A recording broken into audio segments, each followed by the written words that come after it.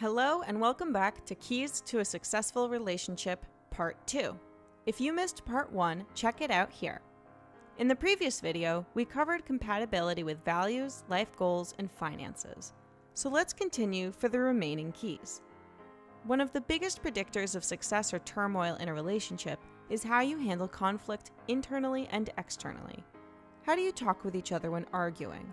Do you listen and try to understand where the other is coming from? Do you blame and yell or shut down and walk away? Conflict can do one of two things to a relationship. It can either weaken or strengthen it, and it's up to you and your partner how you want that to go. If you want to use conflict as an opportunity to strengthen your relationship, you both need to be open, honest, and vulnerable with each other. You and your partner are two separate individuals. While you may share everything and agree most of the time, you still have different perspectives of the world. This means that there will be times when you interpret things differently when talking to each other or assessing situations, which leads to miscommunication and can then cause friction in your relationship. Therefore, it's vital that you and your partner communicate constantly. Even if it doesn't feel like a big deal right now, talk about it.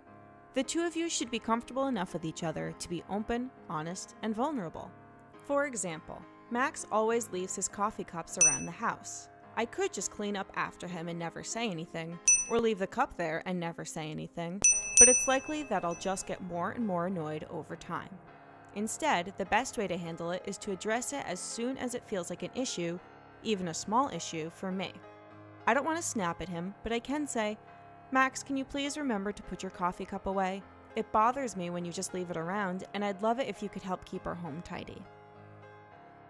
And if your partner is asking you to do something, don't get defensive or build a wall around yourself. Openness and vulnerability will strengthen your relationship. Don't worry about looking weak or over-emotional. It's okay if you get upset and cry, but I want you to tell your partner why it is that you're upset. Maybe your partner said something that hurt you, even if they didn't mean for it to. Let them know how it makes you feel and what it means to you when they say something that inadvertently upsets you. And then what could they say instead so you won't get upset next time? The only way you two will be able to patch up the wounds is if you understand each other and are committed to working together to overcome your obstacles. Have respect for each other, admiration, and appreciation. Your relationship should bring out the best in each other, where you both inspire each other to be kinder, more thoughtful, and to take greater strides. Neither of you are perfect, and you should totally admit that. But you can still love the imperfections in each other and help each other improve. A big fear for people is that the passion or excitement of the relationship will fizzle out once you two get too comfortable, in part because you start taking each other for granted. Every now and then, stop and take a moment to reflect on your relationship and your partner. Why did you fall for them in the first place? What are the things they do for you that make you smile?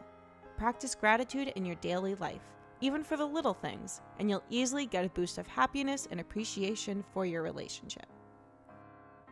Have fun and be silly. What's the point of a relationship if you're not having fun? Your relationship should be a place where you can be immature and silly, where you can have the playfulness of a child. When people are in love, they're full of energy, they feel invincible, and many say it makes them feel young again. Keep that youthful energy by getting into tickle fights, making "that's what she said" jokes, and being strange with each other. Laughter is a cure for many of life's ills, and the world is full enough of serious issues. You don't need to make your relationship one of those too. Honestly, I could go on for hours about what makes for a happy relationship, but for the sake of time, we'll end it here.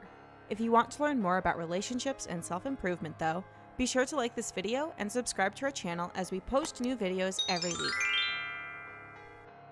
Thanks so much for watching, and until next time, remember to be primo.